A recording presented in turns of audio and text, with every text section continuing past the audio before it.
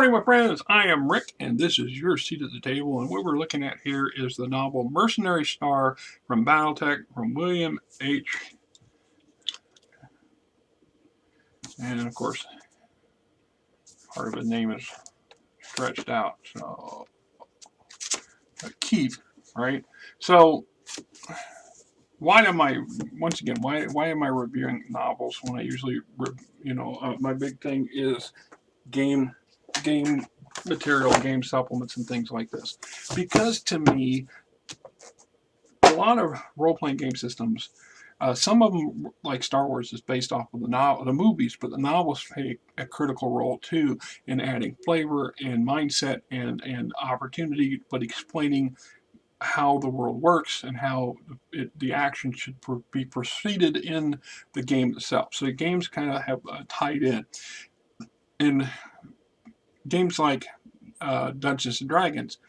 The source books, if you go and you read, or if you go and read the novels for the Forgotten Realms, gives you the flavor, and it's like sitting down and playing at the table. When you can't play with a group of friends, you pick up a trusty book, and it immerses you in the universe, the world, or the genre that you like to play.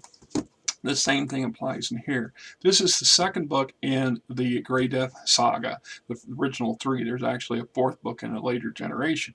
And another beautiful thing about these books is if you're going to, as from a GM or player perspective, if you're wanting to get an idea of what it's like to begin in as a small mercenary company or small unit and build your way up from scratch and hard scrabble and all this other stuff in the greater scheme of things, these books are invaluable as they give you ideas and fuel for thought, fuel for the imagination.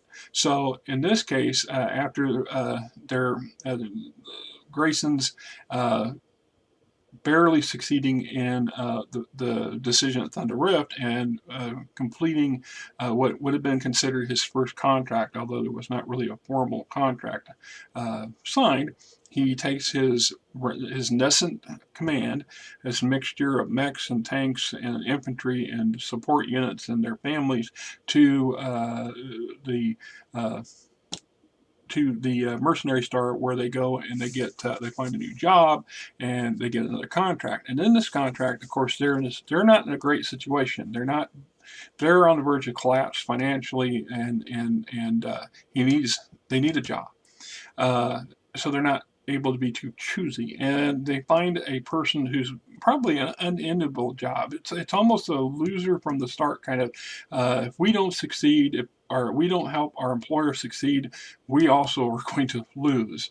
And so they're hired by a group of freedom fighters, basically, to fight against one of the House Kurita's regional lords and his minions who are trying to take over their planet. And in the process, they're going to get they're hired to provide training and technical expertise and advice, but to not actually participate in any of the conflicts. The freedom fighters leaders insist on that their people are the ones who must be the ones to liberate their planet.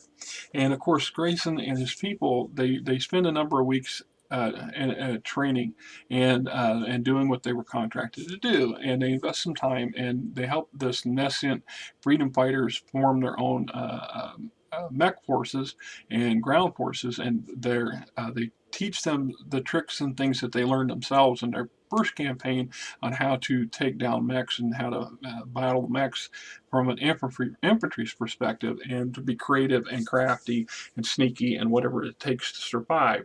And to do this, they develop a tie with these people, and they kind of feel responsible for them, and it just irks them to sit on the sidelines while they go off on this grand thing. And of course, the head leadership are under kind of pressure. They get these misconceptions that they should be able to just run ranshot over House Kurita, and that once they get this thing rolling, that the entire population will rise up in mass and help them overthrow their Kurita overlords. And as we know from real world scenarios, it rarely ever happens. And Grayson and his people try hard to convince the leadership of the rebels the freedom fighters, to not take this plan, not to take this frontal assault, because there's too many variables that can cause for a problem. And of course they do.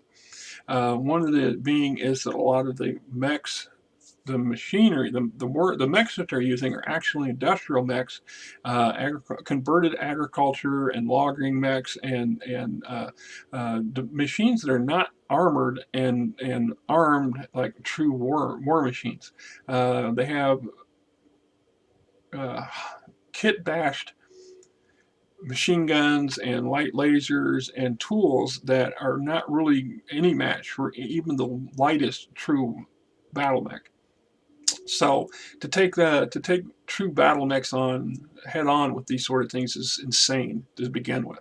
And then they're going to take raw green pilots who have never actually been in any conflict at all. Grayson was pushing the leadership to let them start with raids. Let's work in small numbers and small actions first. Let's give these people a chance to get blooded and to understand how the mechanics of the machines work and to get used to using these machines. And maybe if we're lucky, even capture some actual battle mechs from the Kuritas, etc., etc.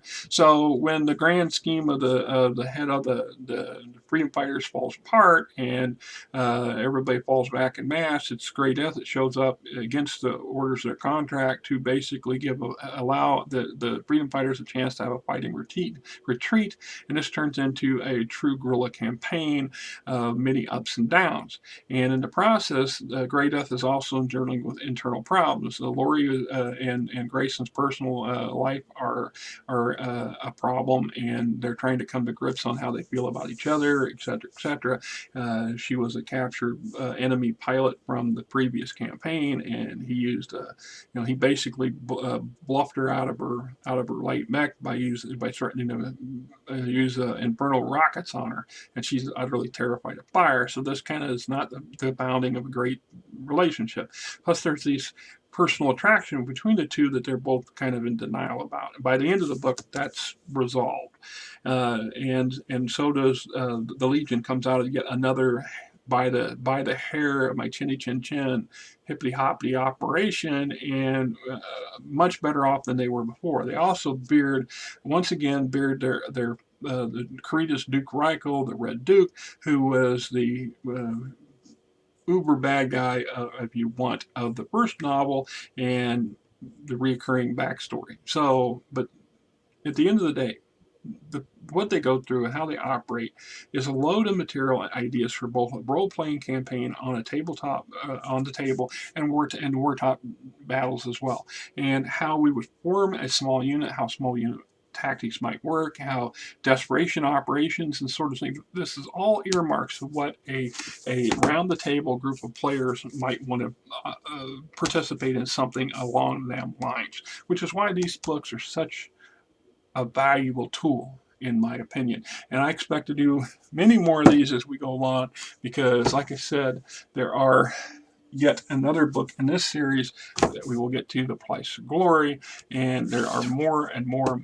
The whole Battletech Mech Warrior backstory, or the bigger picture, is fueled by, in part, a collaboration between the game creators and the authors, because the game creators come up to the authors and give them some parameters, say we want you to include these names or these units, these places, perhaps this political theme, or this is what's going on in the other stories we want to tie in. But then they're left to their devices to build upon that. And then, of course, the next round of game designers took the information and material and the popular stuff that came out of these and other books like them, and created the next generation or the next installments for the game system. So everything's fueled, interlinked together. And I am of that opinion that you would not be amiss to enjoy them. And if for no other reason, if you're an avid reader, these are awesome books to read. And I know you can get these in PDF versions. Finding the actual hard books, good luck with that. I actually went shopping around a little bit because like I said, back about 2002, I kind of dropped out of a lot of my game stuff at the time because of a lot of reasons, financing being a big portion of this, but accessibility was also a problem. So I missed out on the Dark Ages, which from what I hear was kind of a crap. Excuse my language. I also missed out on the the Word of Blake Uprising, because that was about it was ramping up about the time I kind of lost interest at the time, and so there's a number of quite a few novels that come out in the years since, in the decades since, that I am so woefully behind when it comes to that stuff. So there's a wall. I will hit a wall at some point with my material because I just don't have a lot of new stuff to build upon, and that's has its positives and its negatives depending on how you look at it. My knowledge and lore reaches a certain point, and then that's that. Until next time, this is Rick, and you're sitting at the table. Enjoy the weekend.